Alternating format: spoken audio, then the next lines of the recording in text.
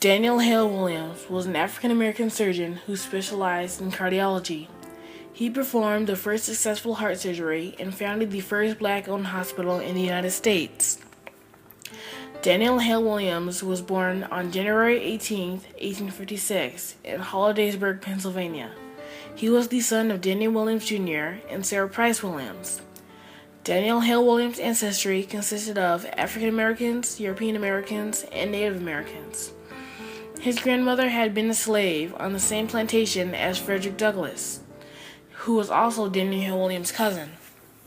Daniel Hale Williams' father and grandfather were both barbers. His father co-founded the National Equal Rights League.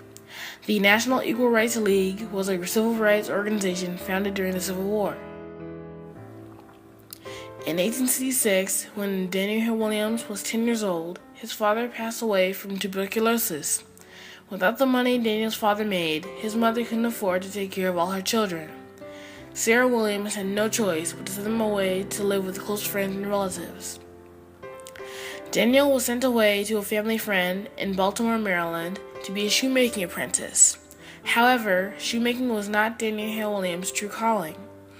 He eventually became extremely bored at shoemaking and decided to run away and rejoin his family in Rockford, Illinois. As a teenager, Daniel decided to move to Janesville, Wisconsin, to join his sister Sally. Both siblings were able to get jobs in a barbershop.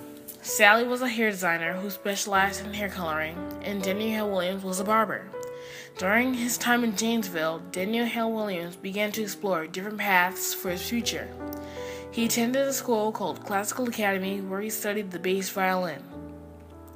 Daniel performed as a musician at the Meyer Opera House. Unsure of his path, at one point he also considered going into law. When Daniel Hale Williams was 22 years old, he decided that he wanted to be a doctor. He became an apprentice to one of the best doctors in the area, Henry Palmer. Henry Palmer ran the largest military hospital during the Civil War.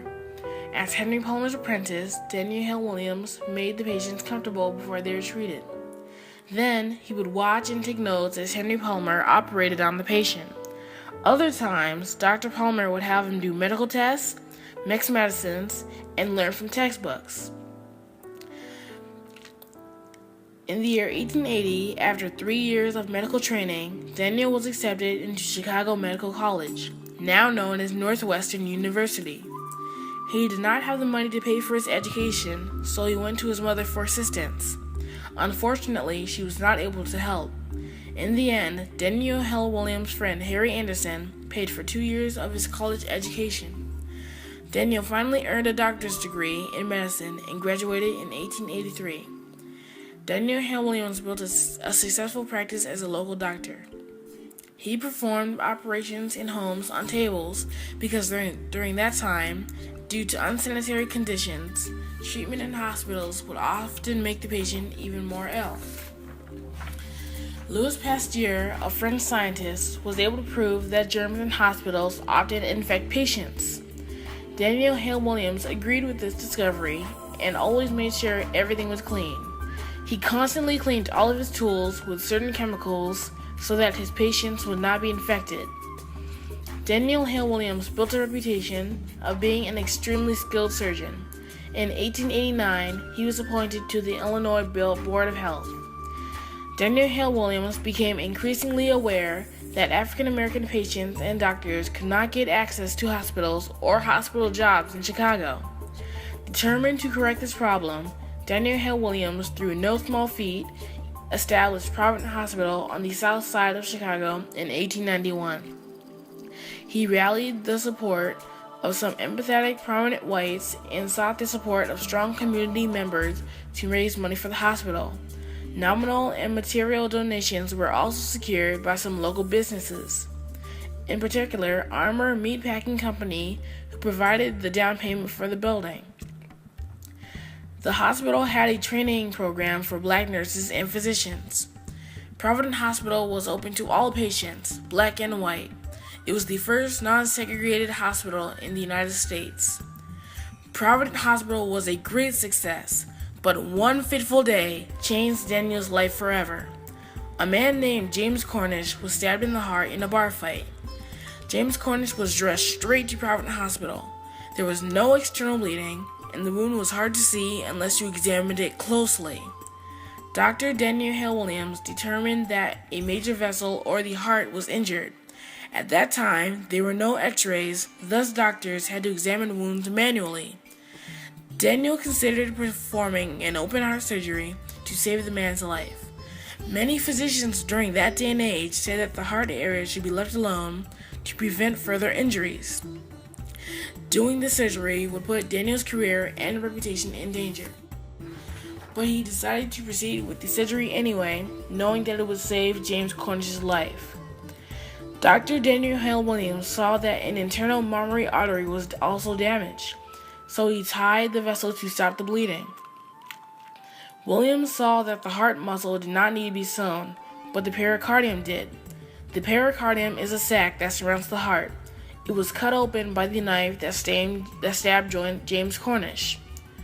Daniel sewed the pericardium to prevent future pain. 51 days later, James Cornish left the hospital with great health and lived for another 50 years. It was because of this success that Daniel Hale Williams went down in history. During this period of time, Grover Cleveland was President of the United States of America.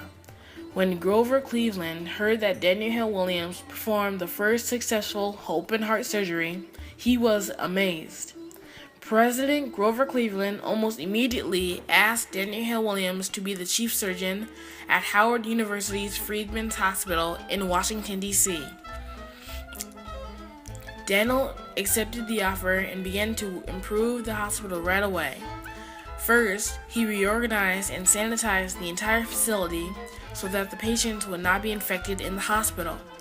Just like Providence Hospital, he was able to install a training school for black nurses along with a multiracial staff. Freedmen's Hospital lacked sufficient funds because most whites did not have the confidence in a hospital whose chief surgeon was an African American.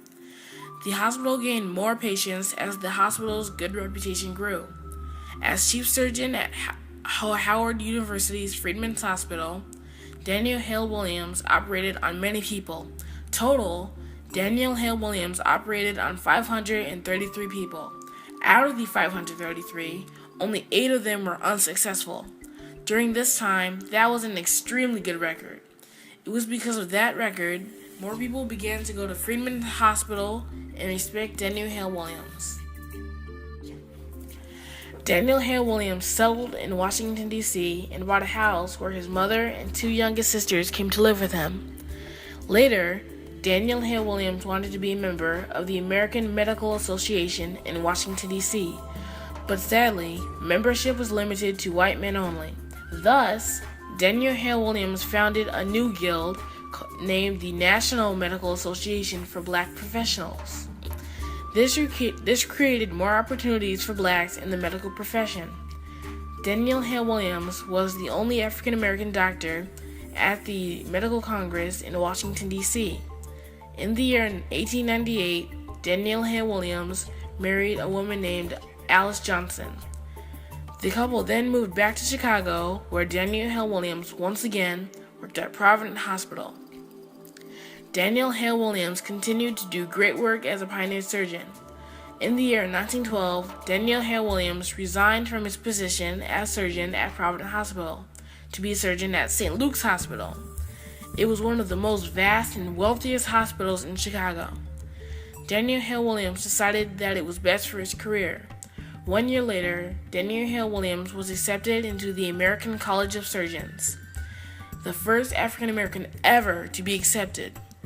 Daniel Hale Williams worked the next 2 decades as a clinical surgeon at St. Luke's. He retired in 1926 after surviving a terrible stroke. Daniel Hale Williams lived out his retirement in Idlewild, Michigan until his death on August 4th, 1931. He was 75 years of age. Even after Daniel Hale Williams' death, his hospital continued to live on. Unfortunately, after 5 successful decades of treating patients, Providence Hospital finally closed in 1987 due to financial strains.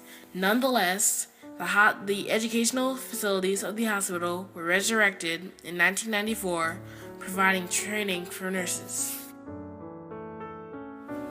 Daniel Hale Williams accomplished many things in his lifetime, and everything counted for the future.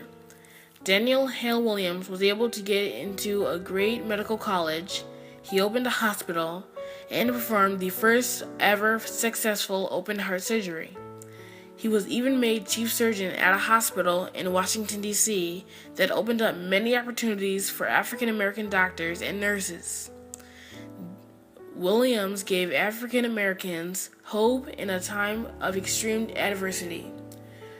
Patients who lived in complete poverty and had no money were able to receive treatment due to Williams' efforts.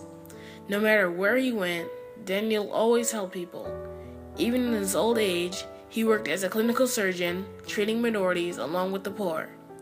Daniel's success left his legacy that not only proved that change is possible, but with hope, strong will, and determination, the possibilities are endless. This legacy leads the world into new possibilities.